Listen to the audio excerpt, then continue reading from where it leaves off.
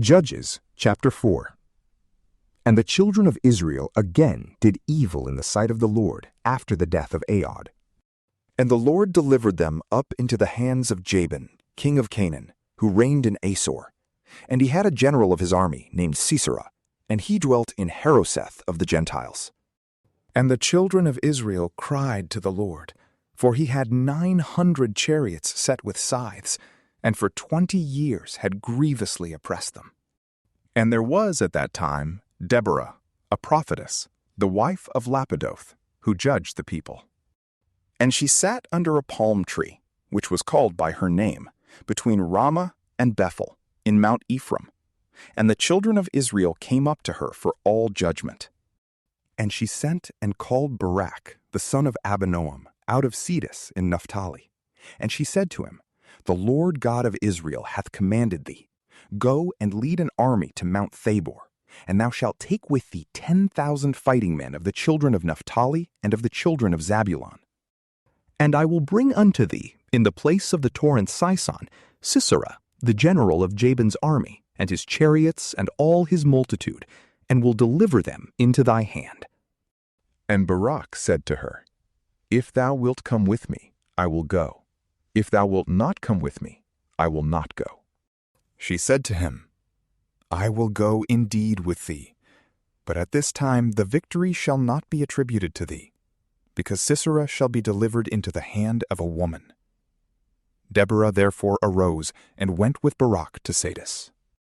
And he called unto him Zabulon and Naphtali, and went up with 10,000 fighting men, having Deborah in his company.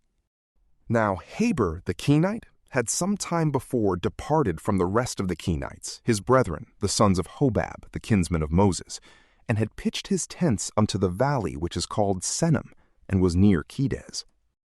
And it was told Sisera that Barak, the son of Abinoam, was gone up to Mount Thabor. And he gathered together his 900 chariots armed with scythes, and all his army, from Harosheth of the Gentiles to the torrent Sison. And Deborah said to Barak, Arise, for this is the day wherein the Lord hath delivered Sisera into thy hands. Behold, he is thy leader. And Barak went down from Mount Thabor, and 10,000 fighting men with him. And the Lord struck a terror into Sisera, and all his chariots, and all his multitude, with the edge of the sword at the sight of Barak, insomuch that Sisera, leaping down from off his chariot, fled away on foot. And Barak pursued after the fleeing chariots and the army unto Harosheth of the Gentiles, and all the multitude of the enemies was utterly destroyed. But Sisera, fleeing, came to the tent of Jael, the wife of Heber the Sinite, for there was peace between Jabin the king of Asor and the house of Heber the Sinite. And Jael went forth to meet Sisera, and said to him, Come in to me, my lord, come in, fear not. He went into her tent, and being covered by her with a cloak, said to her, Give me, I beseech thee, a little water, for I am very thirsty. She opened a bottle of milk, and gave him to drink, and covered him.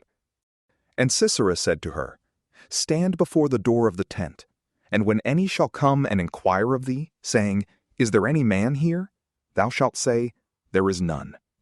So Jael, Heber's wife, took a nail of the tent, and taking also a hammer, and going in softly and with silence, she put the nail upon the temples of his head, and striking it with the hammer, drove it through his brain fast into the ground. And so passing from deep sleep to death, he fainted away and died. And behold, Barak came pursuing after Sisera, and Jael went out to meet him, and said to him, Come, and I will shew thee the man whom thou seekest. And when he came into her tent, he saw Sisera lying dead, and the nail fastened in his temples.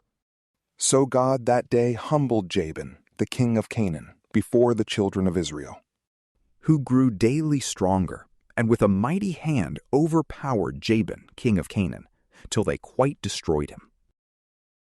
From PrayLamp, peace be with you.